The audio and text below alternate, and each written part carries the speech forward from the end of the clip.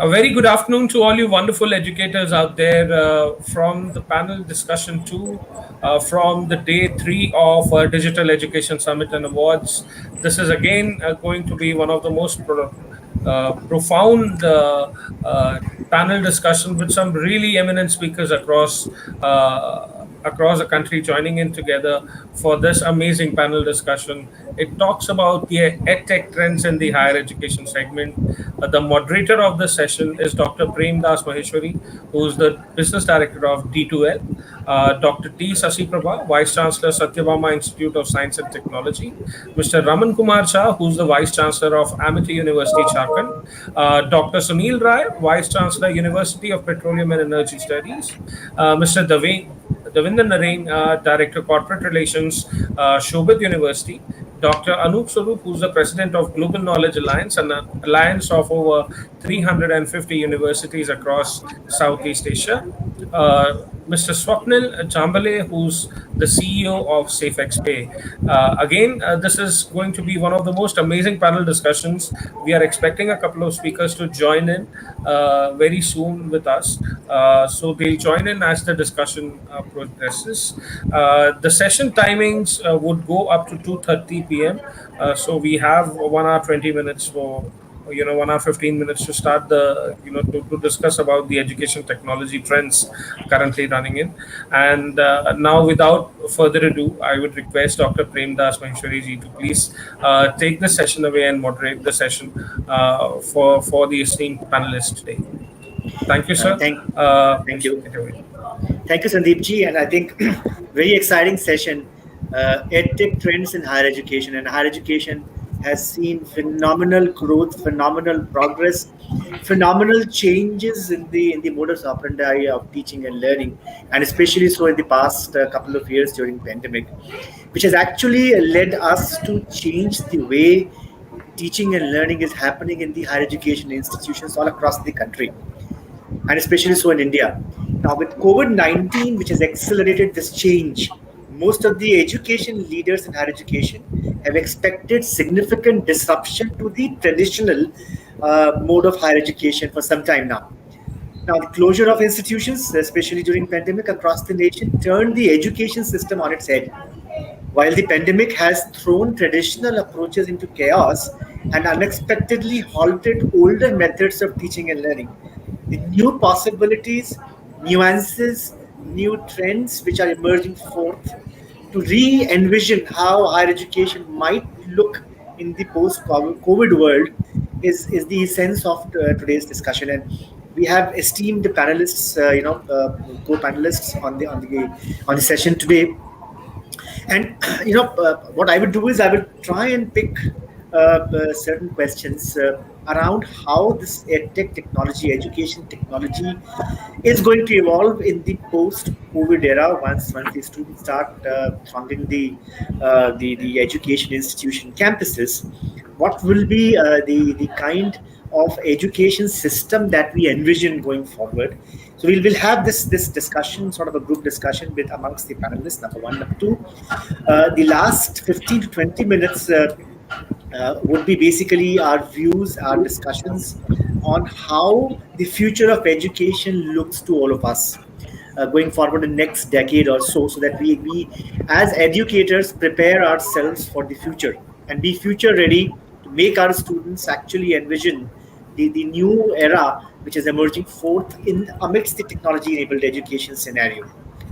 Now, one of the concerns and questions is that what are some of the key trends that can truly redefine the face of education or higher education in India?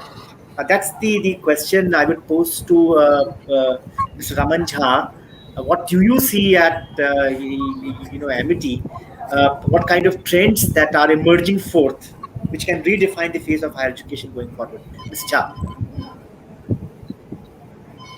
Thank you very much, Dr.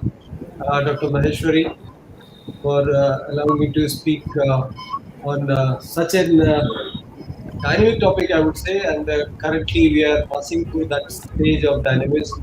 And I have already titled one of my book as "Dynamism in Education." So that's the continued process which is happening. And when we talk of higher education and especially the EdTech trends in higher education, we let me begin with saying that it is a concept that would transform the traditional education to the digital form. So that's the shortest way we can define this. So COVID-19 has transformed several industries, including education. Let's focus on education that we are looking at actually. So if you really see the system has been forced to get an upper hand in the education industry so quickly to the digital world.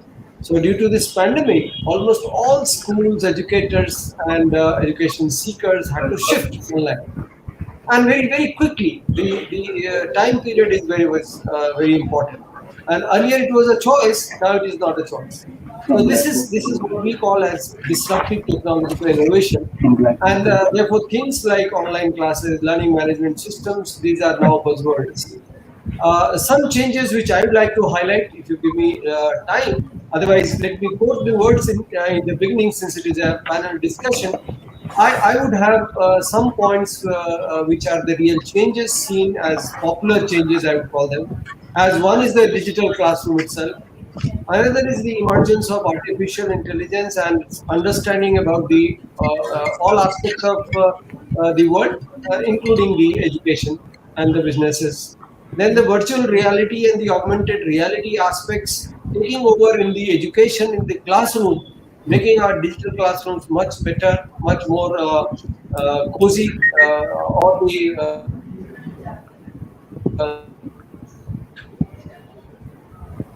friendly environment, blended learning or active blended learning. Then use of robotics in the area of education has also got encouragement, and this is becoming a way with time. And we have seen a block-based coding system, wherein we try and understand one aspect of it in a block, and then next, and then next may be integrated with time. Then the aspects which have helped the education to pass through this difficult time, where the virtual labs, the aspect of gamification will take a big leap, and making movies in terms of the areas of expertise. Movies will may become the talk of the town in the classrooms, may be shown to them. Now, students learning from listening is important concept. Therefore, the communication skill, which is being tested of the teacher, and the students are also having now a lot of avenues in terms of the software which are available. There are translation of languages available, so you can read it any language that you want. Then there are lessons which are available on YouTube by different experts from so many free of cost. So these are some of the areas which are real trends, I would say them, including the last few which I must quote is even the yogic exercises have come online. So people now You're don't right. have to even go to the ground and then sit in their own houses and do the yoga and the meditation. So these aspects are going to be really dominant, and they see they have already impacted the education arena. That's how You're I begin absolutely, with. absolutely right, Dr. Jha. And what has happened is that our teaching pedagogies have also gone a transformational change. Whereas when teachers earlier used to teach in typical physical traditional classrooms, they used to be the sage on the stage, and now we have guides by the side, constantly interacting with students. Education has become portable. People use and learning management platforms to actually log on to various classes, log on to various learning resources, interact amongst each other, interact with their professors, teachers, take assignments completely online, submit assignment online, get assignments corrected, evaluated online. All that is happening using, you're right, artificial intelligence led tools and technologies that are in vogue. I would now next go to Dr. Sunil Rai, the Vice Chancellor, University of Petroleum and Energy Studies. Sir, I think you're one of the most innovative universities in terms of variety of courses that you offer to large cross section of students, and how you feel that this forced COVID-19 pandemic related online education or technology enabled education would lead the path or way for us in future? How do you think that teaching pedagogies and teaching and learning would take a new shape, a new design as the universities unfold post COVID, sir? Thank you very much, Dr. Maheshwari Saab, and I thank the UMA Universal Mental Association for giving me this opportunity to be on this platform with August panelists. Uh, at UPS, as I believe the organizers will have to tell others to mute, maybe somebody. So, okay. There is some disturbance coming. Am I audible? Someone Yeah, can please you're absolutely audible, sir. Thank you very Absolutely. much. Thank you. So yes, to the question that Dr. Maheshwari Sahab has raised is, basically I think what we have seen is in the pandemic that was a forced initiative that we all had to take. Uh, Many of us were taken unaware of, but the phase one of getting used to conducting education online, I think, is over and successfully met by all the educationists all over the country. Now the real phase two starts, which will bring about the paradigm shifts in the way higher education is to be thought of. Uh, I think two good things happened. One bad thing, but I would also call it good thing from the perspective that the education system has to change. One was, of course, the pandemic, which forced us all to get into online, and the second one was almost about the same time the NEP 2020 was announced. Now, these two things combining are actually setting the scene for a complete change in the way education, higher education in particular, has to be thought of. We have to. There is a total departure that has to take from teaching to learning, from structure to freedom. What academic credit banks are talking about, that philosophy which is coming up.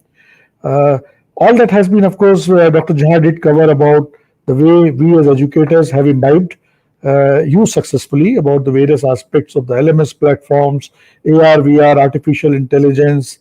Now, but what had happened in phase one, and that's why I'm calling it phase one, was a mere translation of face-to-face curriculum to an online delivery mode. So we all innovated, adopted whichever best way we could. But I think now the time has come when we rethink the entire education system, because this blended mode has come to stay.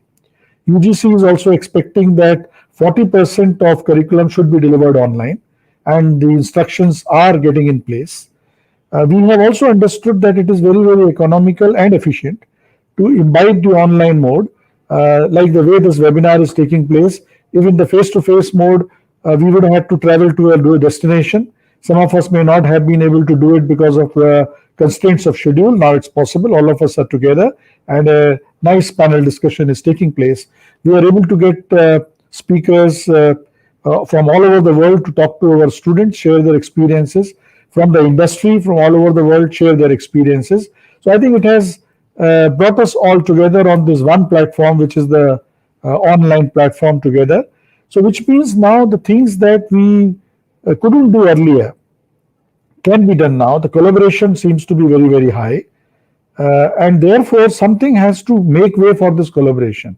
If more and more of these things have to happen in a collaborative mode, that people from different places, both academicians as well as industrialists, can actually partner the students, and I'm using the word partner the students in their journey of becoming the professionals that we are expecting them to be, and that's in the spirit of NEP. So if 40% thing has been done online, which eventually all of us have to do it, collaborations have to be of a very different kind. One example I'll take and then leave it for the discussion later. For example, there are certain practicals that need to be done. And let us say Shobhit University has already got those particular labs where those practicals can be conducted. The students who are in that particular geography can always go to Shobhit University and do those practicals and submit, of course, their readings with their findings to the concerned parent university. I'm expecting that we will have more such collaboration so that whatever we may do, artificial reality, virtual reality, it will be difficult to substitute the experience of practicals to the students, and particularly when it is health sciences, engineering, and technology driven courses. And therefore, that kind of collaboration has to take place, which means curriculum which was being designed and executed singly by an institution will have to be collaboratively designed.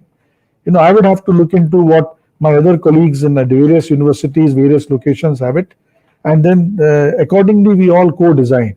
This is opening up, in my view, a larger room for collaboration. The other aspect that will also do is that whatever students can learn in asynchronous mode through all these very efficient online platforms, and the EdTech has come a big way. Byju's is doing it at school level, and things, experiences of Khan Academy and earlier from past, the students can learn these concepts on their own. And let us test the applications only. So we have to actually now start thinking of the way these asynchronous and synchronous have to be blended. Things which students learn, let us not waste their time by teaching them. Let us value add the student faculty interaction to a higher level.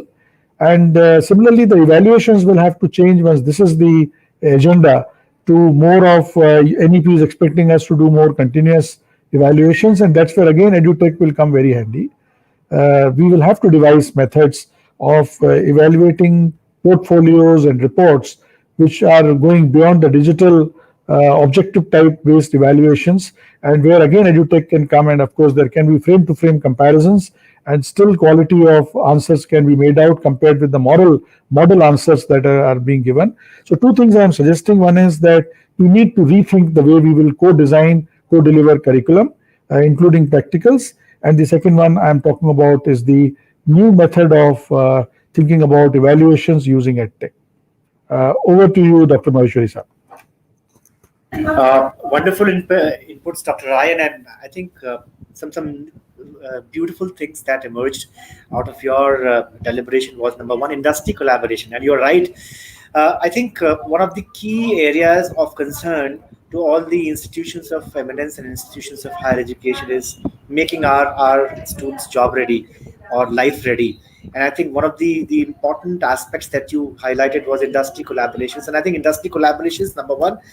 Number two, the university and institutions collaborations. You gave a very good example that if somebody is in a location where you have a Shobhit University lab available, could actually go there and do the lab portion, complete that piece, come back, submit the assignment, submit the grading, and that's it. So all that portability of education and portability of practical experience, I think that's going to be one of the trends that would take shape once educators, senior educators like you, have this kind of a concept or a theory, embedded into the thinking, aspirations of our regulators. This is number one. The other thing you also mentioned about synchronous and asynchronous learning, which is, I think, also very, very critical to evaluate today. So far, I think pre-COVID, all these students who were into the higher education, most of them were actually becoming part of synchronous education, going to the classrooms, going to the lecture rooms, delivered lectures, come back, write assessments and examinations, and pass. That was the basic trend. With digital platforms available, with education technology platforms available, both synchronous and asynchronous education being made available, that's very imperative and important for us to strike out the balance between synchronous and asynchronous education, and use the synchronous part of the education to actually look through the application of learning that has happened through asynchronous way. More collaborations, more discussions amongst the students, amongst themselves, discussion forums with the professors. All that, I think, would be the order of the day going forward, and fantastically put. We will touch base upon the EdTech-based curriculum, EdTech-based assessments and assignments a little later, and I think wonderful inputs to that respect also, Dr. Rai. I would now request Mr. Davinder Narain, Director of and Corporate Relations, Shobhit University, to actually, let us know about your thoughts and your vision. How do you think that the education technology is going to impact the way we are operating our institutions? the teaching and learning, not only teaching and learning, but overall institution operations would be impacted by the education technology going forward. Mr. Davinder. Thank you very much, Dr. Maheshwari. In fact, very good afternoon to all. I'll start with, as Dr. Sunil rightly said, that collaboration between academia is going to be a key of future. Shobhit University always advocating this thing that there should be a collaboration between the academia, and it should not be confined to one area. It should be, intercity, interstate, inter district, inter nation, and maybe the entire globe. Dr. Maheshwari, see, we need to understand one thing, that it was already decided by the inventors that future is of technology, and unfortunately we need to thanks to the pandemic situation that we came to that stage a little bit early. If we have not in this situation, it might take some time to education institution to adopt the technology in education. Now, of course, we are able to adopted it very well. We are able to using it very well, and all the, even in school, even a kindergarten is using technology very well, because I've seen a number of places. Even the play schools are using, taking a help of the technology for entertaining, interacting with their students. So the use of technology is going to be helped more and more in the future. And as UGC taken a very good decision of that, it is in a blended learning that 40% should be of online learning. Here I would like to add that now this EdTech gave an opportunity to the academic institution to interact with the industry in a better way. And now we are more easily able to, adopt that a new terminology, which recently AICT also talks about, that professor of practical. Now we can, as an institution, we can use more and more of the industry help in the practical aspect of the education. Earlier, it may be difficult for industry people to give some time out of their busy schedule when they are on floor, especially the floor people who are working on floor, to come to a university or institution and talk and tell student about the practical aspect of a subject. But this EdTech is really going to help, especially the technical institution on the professional management institution, to provide the latest trend of industry. Now there's no need to wait. And one more thing is going to be happen very, very fast. That is, now we are very fast going towards the research-based education. And this is basically help of the EdTech. In India, future is of the research-based education with the help not only among the academia or with academia, but it is going to be a combination of school, higher education, and industry. And in fact, I always say, and I also love to say here, that the higher education institute is going to become the bridge between the school education and the industry, so that the students who are coming out for the higher education, and in fact they decide in the school itself that what kind of career they are going to adopt. It is just not what their peers are talking about. It is just not what their parents are talking about. They are able to understand what kind of opportunities they are going to have in future, and accordingly they upbring themselves. They start planning that, and higher education will help them to understand things in a better way. So that, because now with the help of EdTech, I can show my labs, my research to even a school kid in their school itself. There is no need to travel from one place to another place. So this is going to be a real happening in future, and definitely this is going to help the India education system which is going to be a research-based, career-oriented, not job-oriented. So we need to understand Wonderful. that difference also. Thank you very much. Wonderful, Davinderji. I think you're right. Research-based education, yes, absolutely. The country needs research-based educations.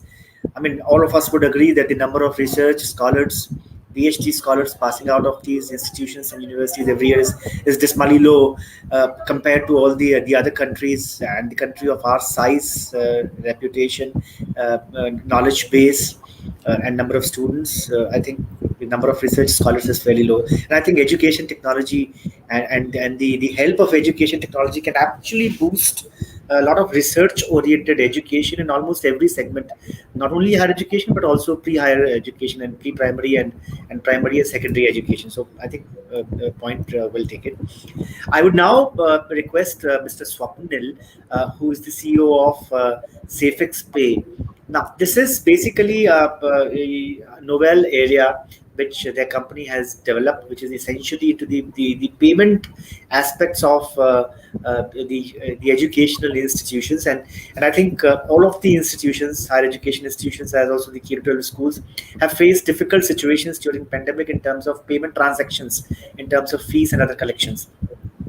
So, Mr. Swapnil, my question to you is that, with your experience during pandemic, what do you foresee that in future use of such kind of technology-enabled fees and other financial payment gateways would change and transform the way the current educational institutions are administered in terms of fee collection and other aspects? So, your view on that, please.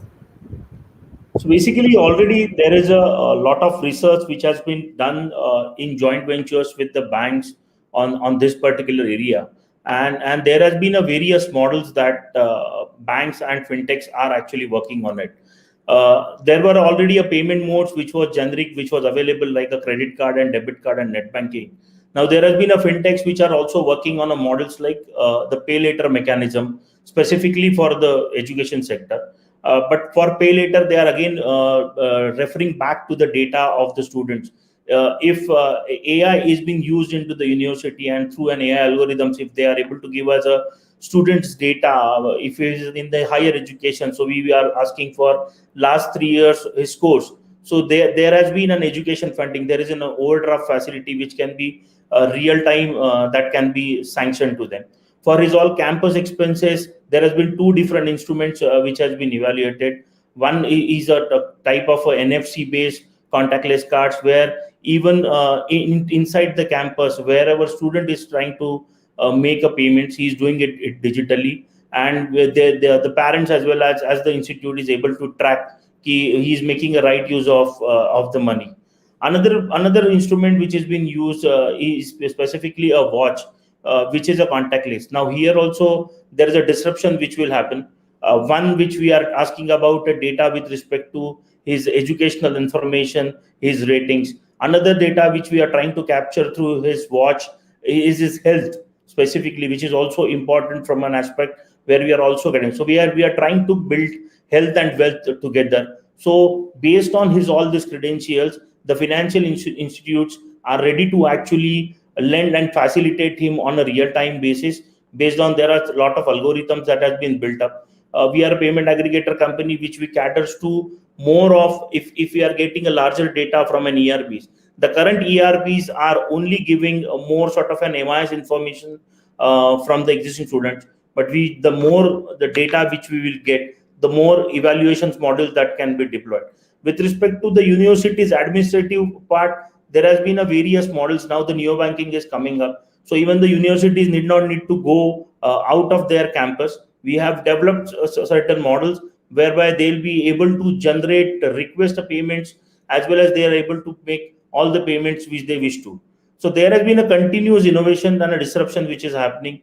We have collaborated with the larger institutes here in Maharashtra, where there has been, we are also seeing a large number of disruptions. They are ready. They also wanted NFC based tools to track the students' data, their movement, their usage of library. So they want a multi-purpose card which will actually help them to track the student information.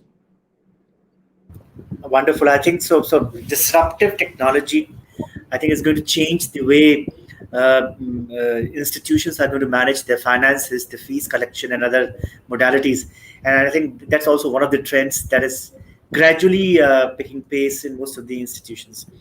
I would now like to go to Dr. Sasipraba, Vice Chancellor of Sathyabama Institute of Science and Technology. Ma'am, I think since you're dealing with students who are in the area of science and technology, do you think that during pandemic and now post-pandemic, once the situations become normal, as also in the light of the new education policy, do you think that there is going to be a major technology shift or major pedagogical shift that you foresee going forward in the next few years, taking clue from what has happened during pandemic? Over to you, Dr. Sasikara. Yes, yes. So very good afternoon to all the co-panelists and all my dear participants and organizers. Yeah, so right questions have asked, sir. So I think everybody knows the answer of this question also. So this pandemic situation has made us to adopt the digital technologies in teaching learning process. So we were actually brought up in the curriculum system. So our country institutions, so we cannot able to adopt these digital technologies or tools in the past few decades. Though the UGC and our authorities concerned, like other accreditation bodies, are insisting us to adopt blended learning, we couldn't able to adapt it completely. But this pandemic situation has made us to forcefully adopt these digital tools and techniques, both from a student side as well as faculty side. If you see these foreign institutions, higher education institutions of developed countries, if you see, they have a robust ERP, and all those right from joining of a student, right from admission to the exit of a student, every his records are, he can able to track his record right from the entry in the institution. And similarly, the parents, they have got a login for parents, they have got a login for other stakeholders, the faculty, the administrators. So with the use of robust digital technologies, they can able to keep track of all the informations. The student, if once after completing his graduations, he can be allowed to join as a alumni. So that kind of linkages, they can able to easily establish the use of digital technologies. But for the institutions like us, our Indian institutions, most of the institutions, I would say, so after once the student is graduated, getting connected with the alumni itself is tedious just, unless otherwise he himself is interested to enroll in the alumni association, that is different story. Otherwise, to keep track of all our alumni students next 5 years or 10 years, it's really a hardship job nowadays. I hope with the adoption of the digital technologies by all our institutions, now the teaching learning process, it is going very nice with the support of digital tools and digital platforms like Zoom or other WebEx, whatever the institutions are adopting. So we can able to provide good communication, we can able to provide a good delivery, and at the same time, we can able to do some innovative digital pedagogical approaches also along with these classes. So previously we are talking about pedagogy, teaching pedagogy that is focusing only on offline classes.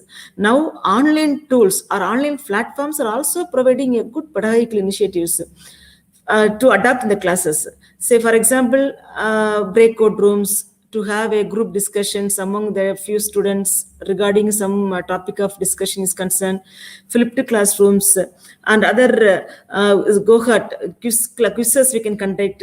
Even the LMS, the learning management system itself is supporting this type of activities. And then the periodical posting of questions in between the sessions so that they can make the students alert. That was not, normally it was not in practice during our offline classes. So we can make the students more alert during the online interactions. But I am not saying for all the courses, but there are courses we can taught only exclusively in online. So those courses we can do extremely well if we are teaching in online, and we can make the students attentive, and provided the students should have the proper digital infrastructure so that they can able to get a good connectivity and they can able to listen to the classes. And there are certain sessions or classes or courses request offline mode, those we can able to make it. Maybe in the future, I hope all the institutions are able to do a blended learning because they are trained now. So blended learning is going to be the future, and the institutions can able to develop remote lab also, so that the same remote lab can be utilized by more institutions. Now we have only few institutions in our country supported by MHRD remote labs that can be utilized only by few institutions. But the resource sharing is also now possible. And not only in terms of laboratory facilities, even lecturers, the faculty members can also be shared among the institutions as a guest faculty or as a contractual faculty. And then the industry, from the industry connect, we can have one hour session of an industry person who is expert in particular area. So previously it was not possible because we got to call him, he has to travel from some place to another place, from any part of the world it is possible now. So let us take the positive aspects of online education, and we can able to strengthen our curriculum and teaching learning process much better during this, after this period. I hope my co-panelists will accept it. Yes. No, absolutely. I think you're right. I think a lot of transformational changes are happening, and you rightly mentioned that remote learning, remote labs, and the teaching learning pedagogies, ability to actually engage faculties and teachers from outside your own ecosystem, getting one of the best experts from elsewhere. I think that's going to be the trend going forward. Now, in fact, going forward, I would like to touch base on the next very important aspect, which is examinations and assessments. During pandemic, I think all of us, all the institutions have faced challenges and issues. A, initially conducting those assessments and examinations. B, also ensuring that proper security arrangements are made. Plagiarism and proctoring tools are in place to ensure that proper kind of assessments and examinations are possible. And I think a few of my co-panelists also did mention that the way assessments, the way examinations are going to happen in future will be absolutely different from what has been the trend so far. And I think our new education policy is also aiming towards that. I used to work for a B school as managing director South Asia for them, and they had, this was an online B school, and they actually had a beautiful system of assessments and assignments, which was live OB is open book, open web examination. What they used to do is they used to pick up a live case study of a case. So if it is an examination in finance management or a marketing management examination or anything else, they would pick a live case study, give a problem to students. The examination duration was 24 hours, during which the students were actually allowed full freedom to cheat. They were able to actually, refer to any kind of web resources or books, or even consult the problem with any number of people they knew. The idea was that in a real life situation, when we come across a problem, that's the way we solve our problems. We get in touch with our bosses, our seniors, our subordinates, our friends, find out who can actually help us resolving that problem, go to resources, read stuff, and then solve our problem. Similarly, when it is an examination scenario, let students actually research, let them actually get through the process of assessments in a similar fashion as they would actually solve a problem or a situation in real life. So I think that are the kind of trends we will shortly see most of the institutions adapting, open book, open web examinations. All that is going to come. Now, my questions to my co-panelists would then therefore be that given the situation, how your institutions have faced the issues of assessments and examinations during pandemic, and do you think that trend is going to continue, or is it, or do you think or anticipate that there will be some transformational changes in the assessment modus operandi also going forward? And my question, this question is to Dr. Jha. How do you think that assessments are going to take shape in future based on what has been your experience during pandemic?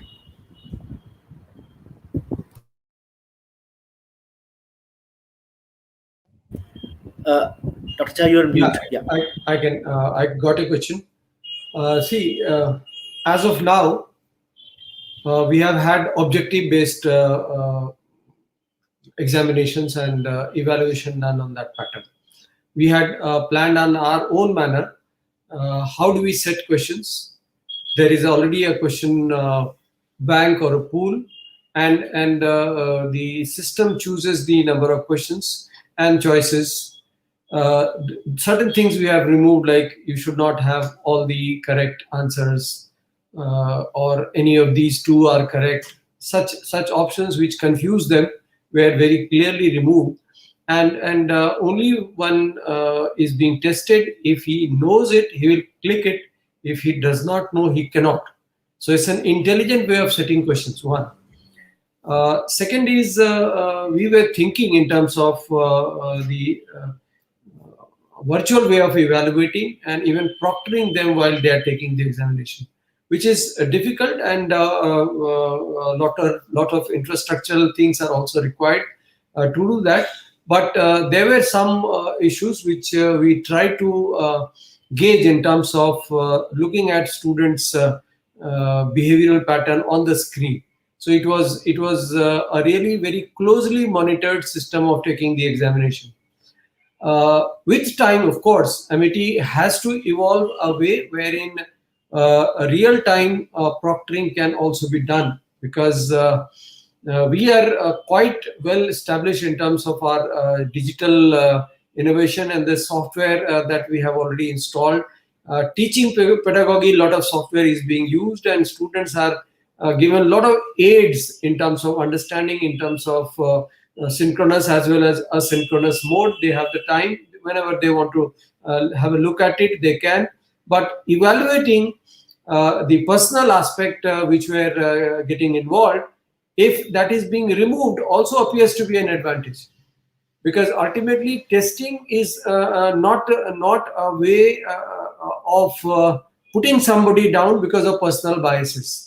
So if we somehow digital transformation removes these personal biases, I would call that as a real evaluation system which may come up.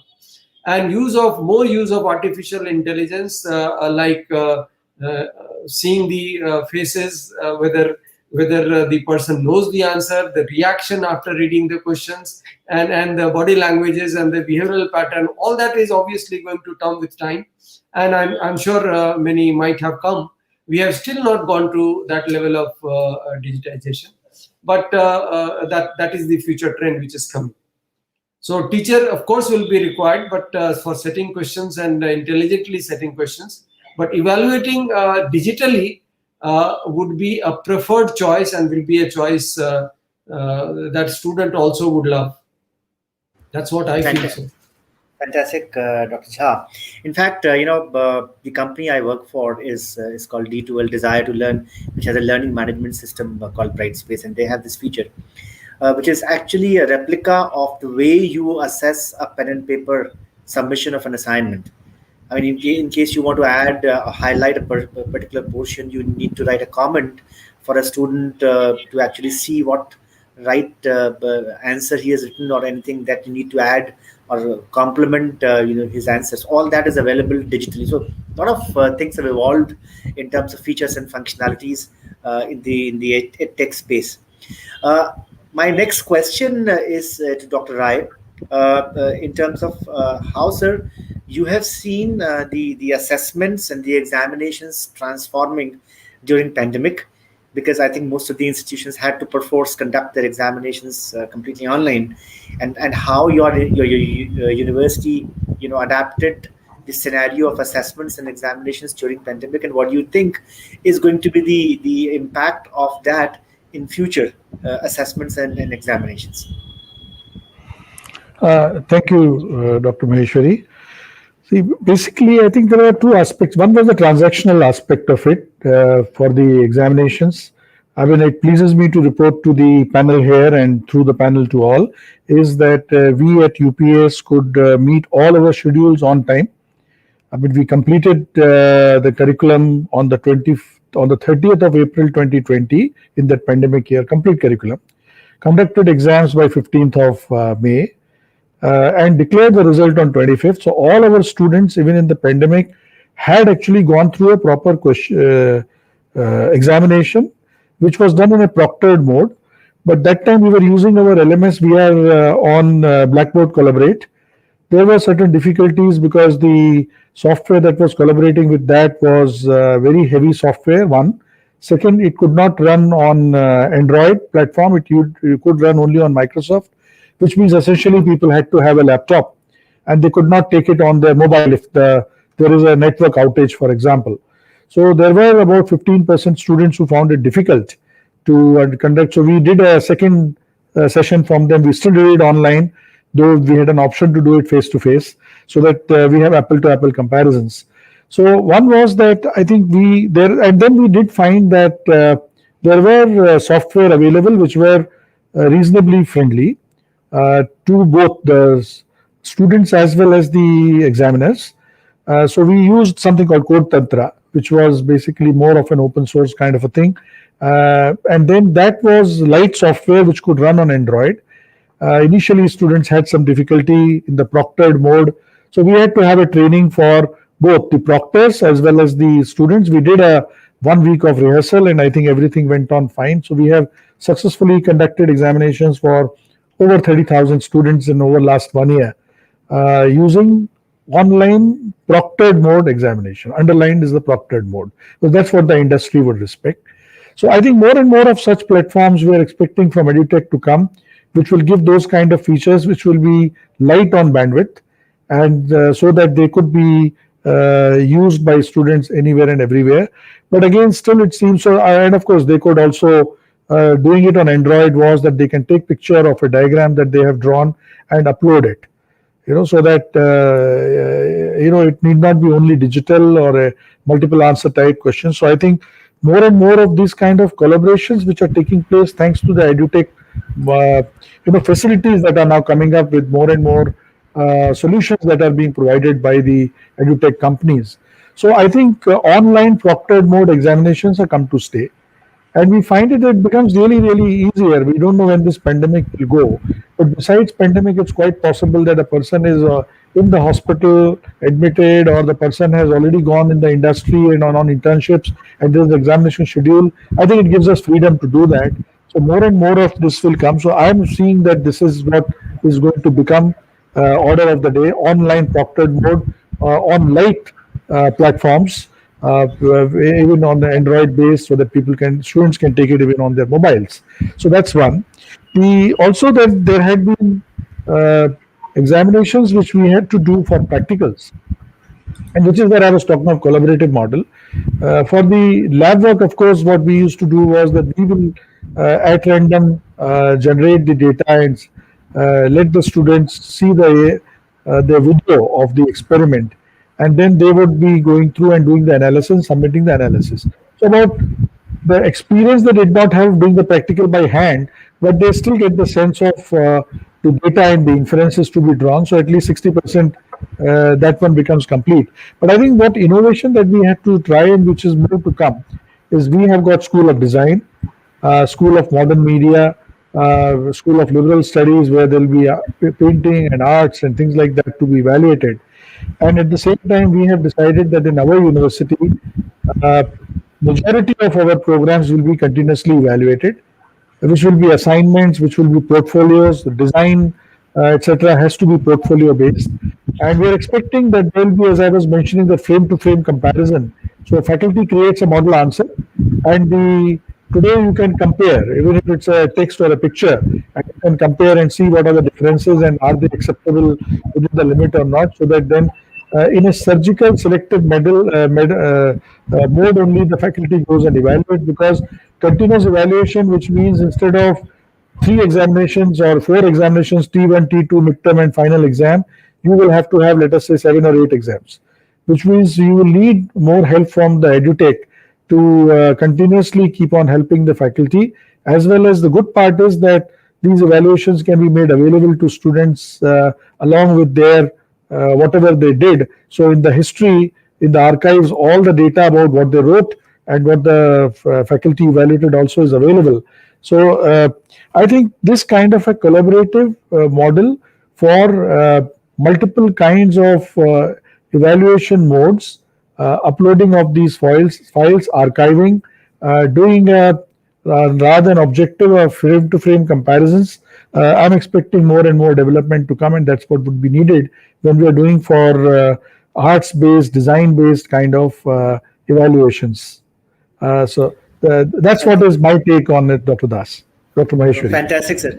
Fantastic, sir, because I agree with you that not only multiple variety and modes of assessments are going to be the order of the day, but also I think multiple ways of grading also. So automated technology-enabled grading tools are now available on very evolved data management platforms that actually help faculties to auto-grade large number of assignments, because that's also one of the mammoth tasks if done manually with so many number of students and maintaining that kind of an accuracy.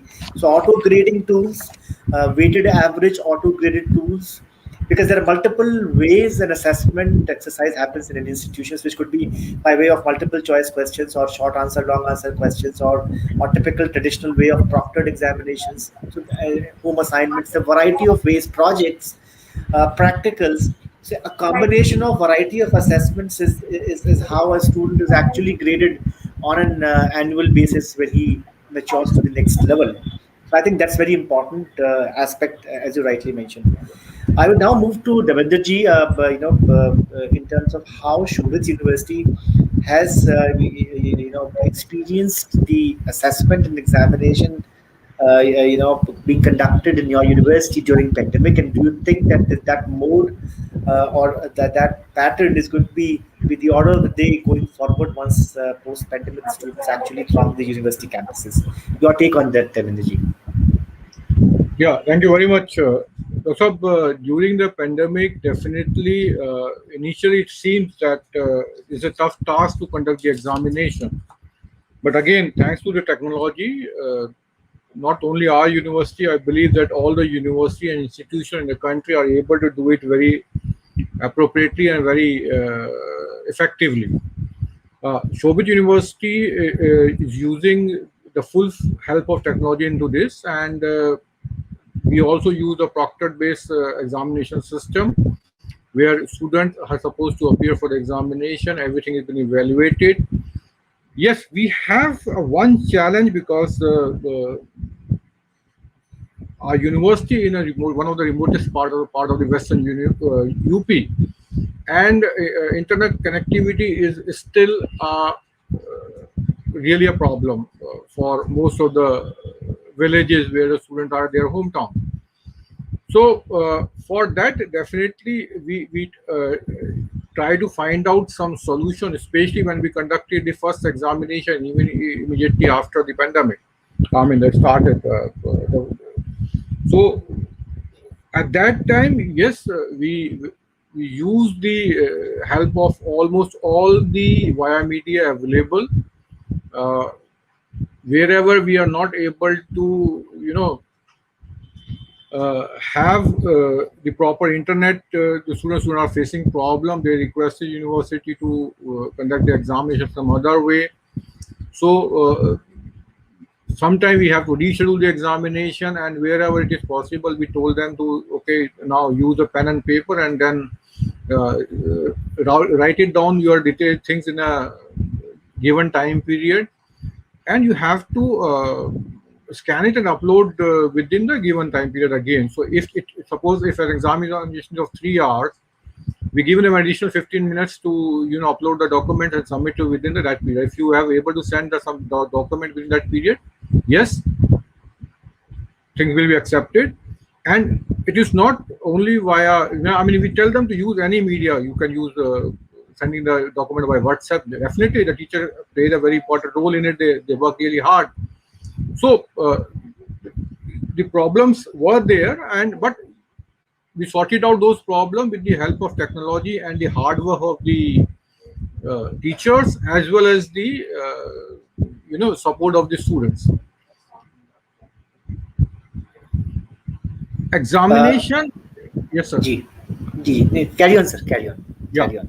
So definitely over a period of time now it is more systematic. The students also know that yes, we have to. We give them things in advance. We advise them to be be there wherever the network facility is available in a better way during their examination, so that able to give the examination in a proper manner. There should not be any hindrance, and university is quite supportive in that. And now, because it has been little bit eased down. So university tell students who are from the nearby villages that you can come to the university with the following the proper protocols for the COVID, and then accordingly they can sit in the classroom and they can give exam accordingly. So definitely, I mean, we believe that in a coming time, this technology-driven examination will take a more proper shape, and we are able to use it in a full capacity. Thank you. Thank you so much for your inputs, Davinder ji, and I think they're very critical, and I think that's the way things are going to transform going forward, not only in the university and institutional examinations, but I think in the light of new education policy, a lot of changes are anticipated at all the institutional level. I would now like to go to Dr. Sasipraba. Dr. Sasipraba, what has been your experience in terms of using EdTech in terms of assessments in examinations, typically during the pandemic, and how do you foresee this shaping up also in the wake of new education policy mandate? Yes, sir. So right now we were using the AMCAT examination system. So they are supporting, well, it's a proctored online examination. So we are conducting the examinations as per our earlier style. Writing the examinations, posting them, and then they have to take the PDF, they go to submit. Plus certain assessment examinations, we are conducting the MCQ also. MCQ, fill in the blanks, like that also we are doing. But my personal opinion, because I am going to enforce in our board that why can't we have a experiential learning? So instead of conducting these regular examinations like this, so let us give the assignments and we can assess the students based on the assignments. These assignments are in such a way that they can able to find out and they got to do the self-learning and they should solve the problems. In our outcome-based education, our NBA or our AICT is insisting the institutions, if it is engineering program, the students who are coming out of the engineering programs are able to solve complex engineering problems. I do not know how many institutions are practicing the students in solving complex engineering problems or real world problems, or we can say it's open-ended problems. So we are not giving much attention to this kind of problems to the students. If at all we can able to give this type of problems to the students at the beginning of the academic year, academic session, covering the different subjects, he can able to do a good self-learning.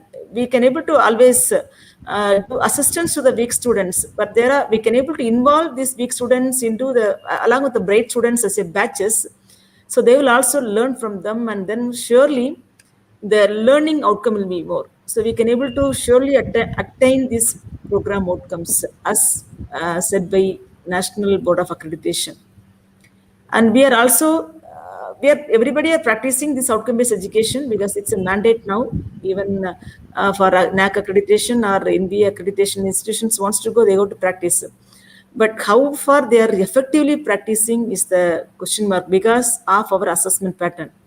My personal opinion on this assessment is that we should totally avoid continuing this type of our traditional way of assessing students and conducting examination, assessment internal examinations, and again assessment final in semester examination, and then weightage for this, that most of the institutions in India is following the same. We can have assessment means we have to assess the students whether he learned or not, and if at all he learned, what level he learned, in order to distinguish the student from one to another. In that angle, if you see, if you give a good assignments or a project to the student at the beginning of a course or the semester, he can surely study by himself with the support of faculty or with the support of online materials or with the support of the other resources. He can able to have a lifelong learning. So the lifelong learning will also be inculcated along with this. At the end, he can able to show us with the outcome. So this is how my personal opinion regarding this assessment is concerned. Right now, like other institutions, we are also managing this proctored online examinations with the use of AMCAT systems. So they are providing excellent support, no doubt at all. But still, there are certain issues we are getting in between the examinations because of connectivity issues. Students they trying to escape by telling this connectivity issues, and there are those issues are there like other institutions. But assessing students, we should have a unique way of assessing students should be there in every institution, so that ultimately the learning should happen among the students. I absolutely agree with you, and right, ma'am. I think connectivity issues are one of the easiest and the best excuse most of these students, provide to skip examinations. And Maslow's theory of hierarchy of needs have changed, If you and see the as I developed read, institutions, so if you see the Gee, developed countries, if you see, so they don't have the proper system of conducting semester end examination or assessment internal examinations. So they are it's giving continuous assignments, in examinations, and continuous then assessments. the professors are able to judge the student whether he is in a position to clear the particular subject or not.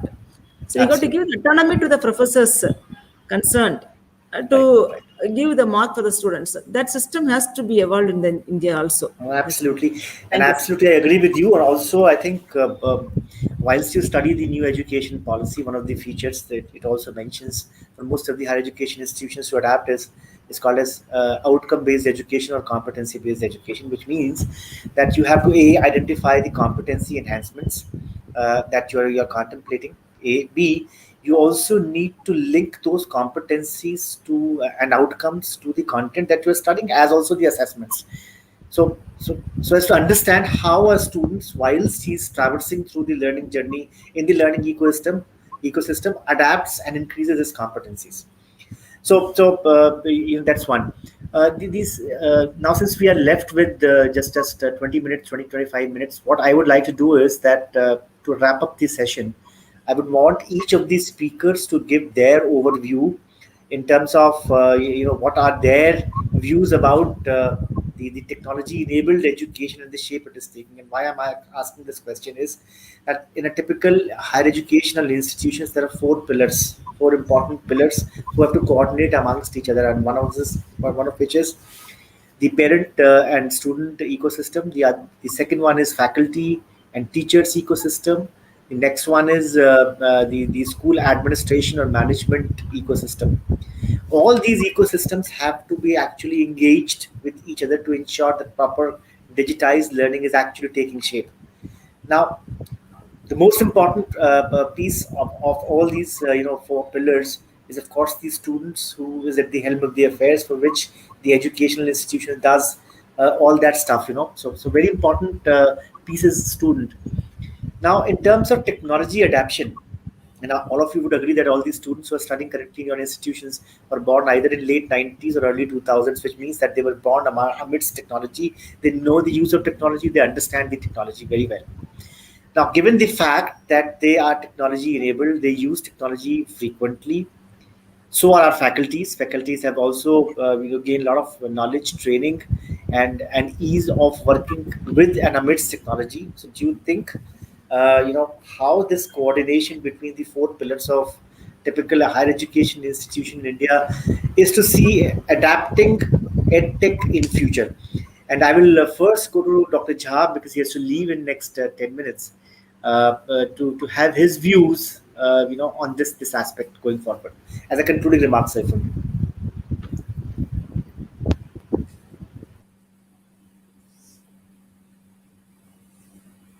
Dr. Jha, you're Yeah. on mute. Yeah, yeah. Yeah. Thank you very much once again. Firstly, the pillars that you have talked of are all important, no doubt on it. The aspects of technology which have been evolving directly from the industries or because of the need which has come in this particular pandemic situation has been really encouraging. I would put it this way.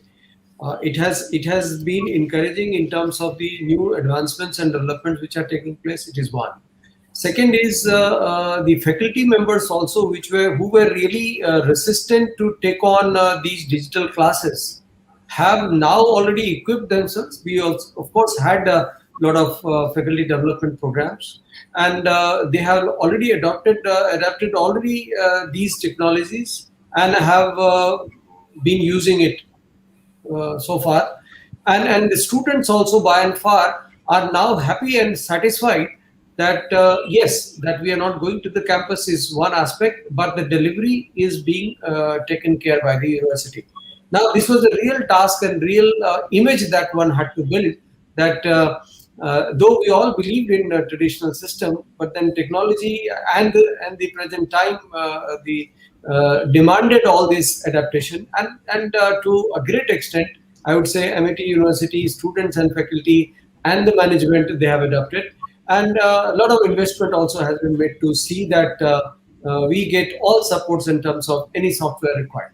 This is one. Second was the research aspect. See, we at Amity University have a lot of stress on the research and the aspects of webinars and seminars, which are large in number.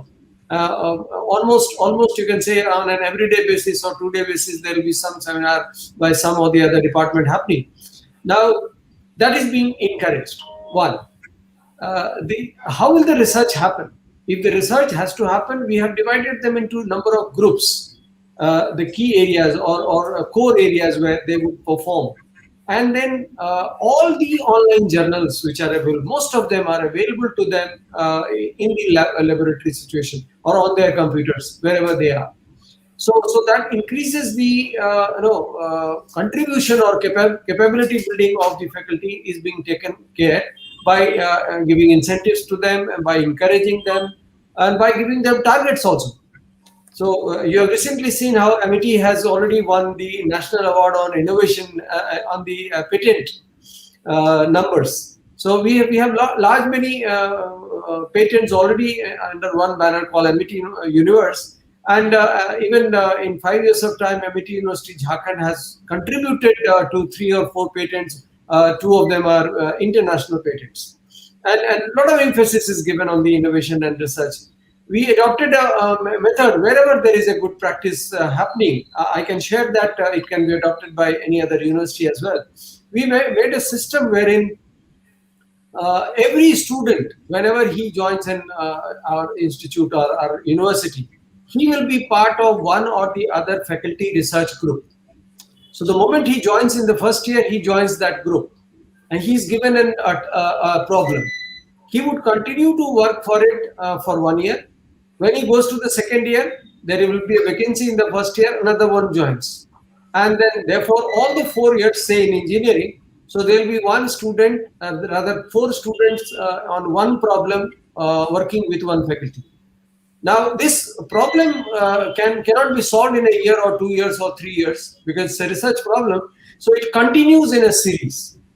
And it is therefore the student continuously comes and joins the same group and the same problem they will keep working, and that will also form part of their publications and of course their own project works also many a times. And if that is possibly attached with the industry, which is the main aim, then that works. That is the real education and practical education that students are gaining, and that has led to a real good development.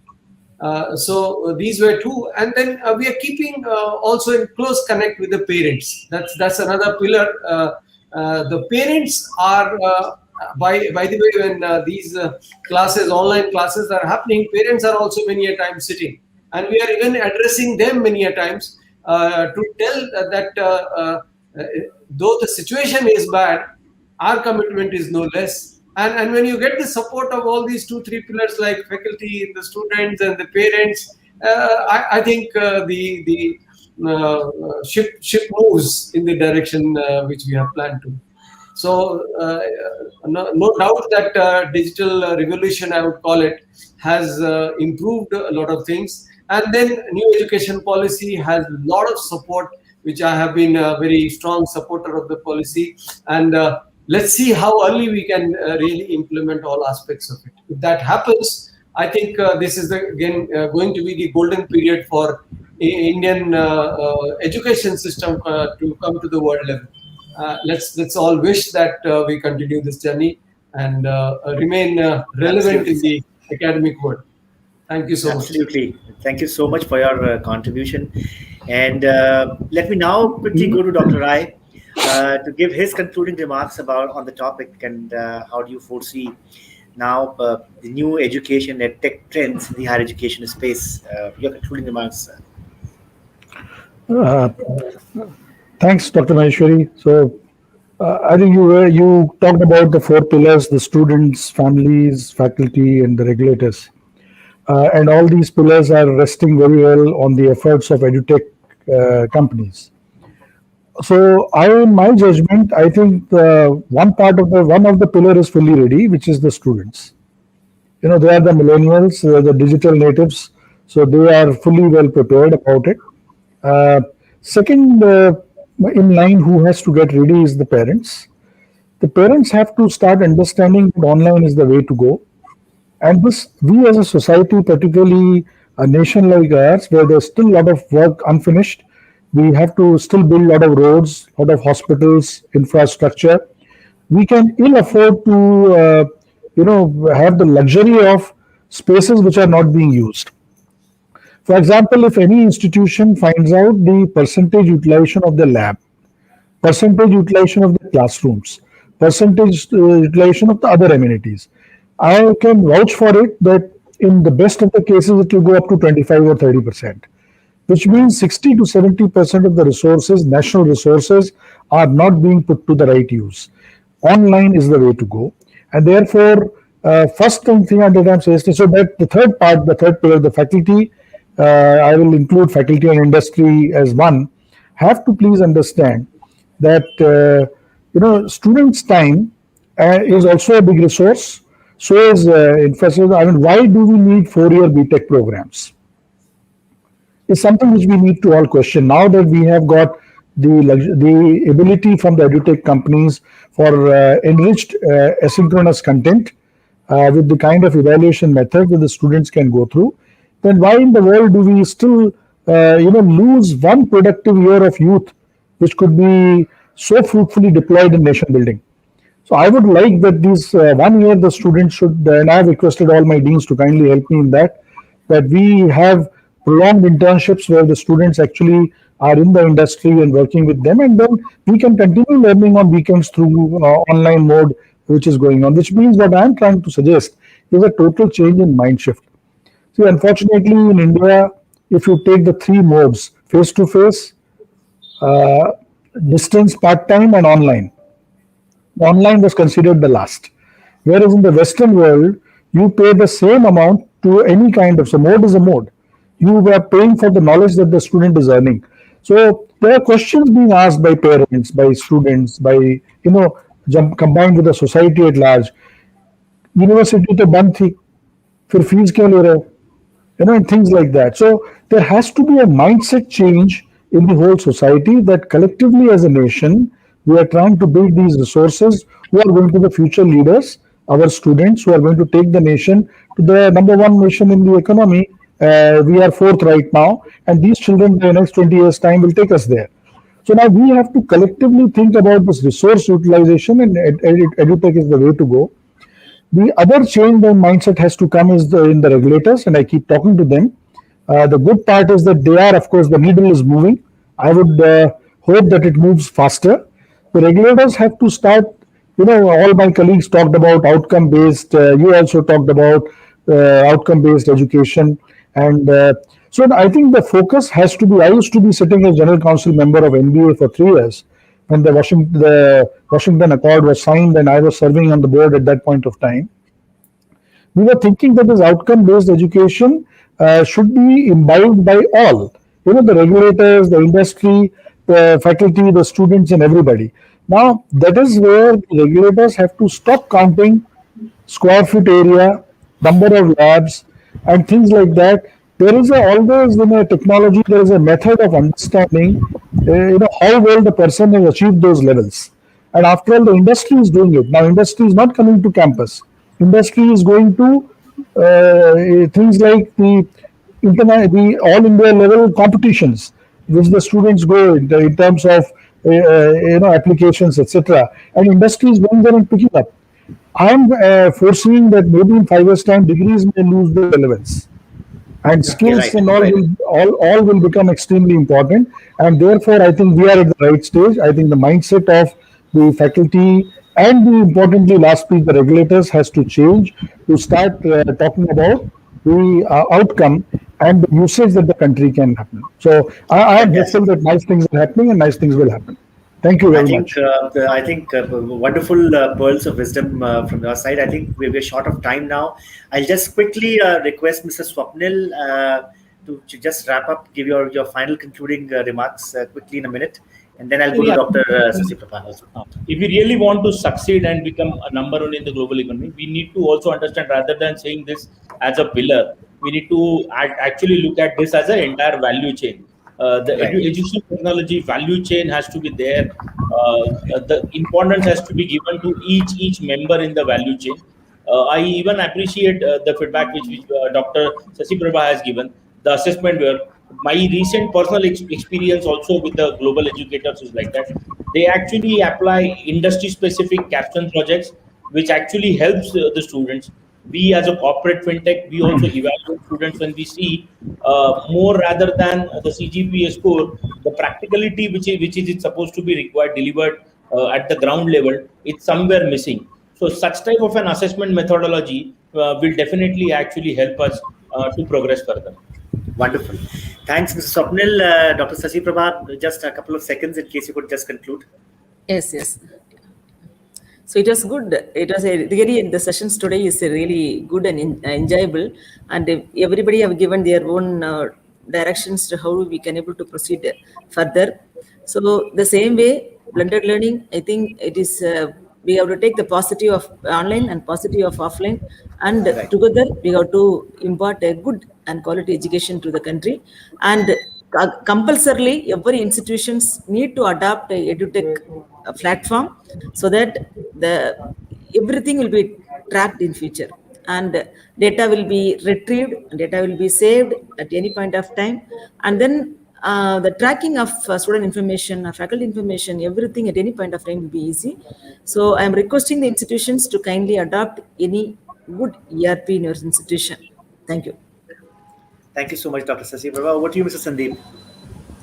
Thank you so much, sir, for this amazing session. And we really had a plethora of sessions throughout the day, one after the other, talking the crux of higher education. And this panel again was one such example where we had brought out, not only discussed, but also sort of showed the way to the other institutions and the other listeners as well on how to implement some of the great edtech ideas that are presently there. Thank you once again, Dr. Prem, for being the moderator for this Thanks. amazing session, and also supporting us for the Universal Mentors Association. I would also like to pay my sincere thanks to Mr. Swapnil for being, once again supporting to our, initiatives, for the Universal Mentors Association. And I would request all the listeners as well as all the speakers that are there to please support the Universal Mentors Association and support these good companies which are actually doing some tremendous work in the field of education, and trying really hard out there to provide good quality educational technology solutions for all the problems that the higher education institutions are facing. Thank you so much, Dr. Sunil Rai, Professor Raman Marja, Dr. Sri Sasipraba ma'am, for being one of the most amazing speakers. We would love to have you in our upcoming conferences. We'll definitely keep you in loop. I think throughout all the sessions that we have held, especially for the higher education sector, we have noted down all the points. We will be doing a follow-up event, very, very soon, and trying to pick up from where we have left, and would love to invite all of you as speakers once again. Thank you so much for this amazing session, and have a great day ahead. And we all wish that the students should really get back once again post the COVID times. Thank you so much once again from the complete team of Universal Mentors Association. Have a great day ahead. Thanks Thank so you. much. Thanks, and bye.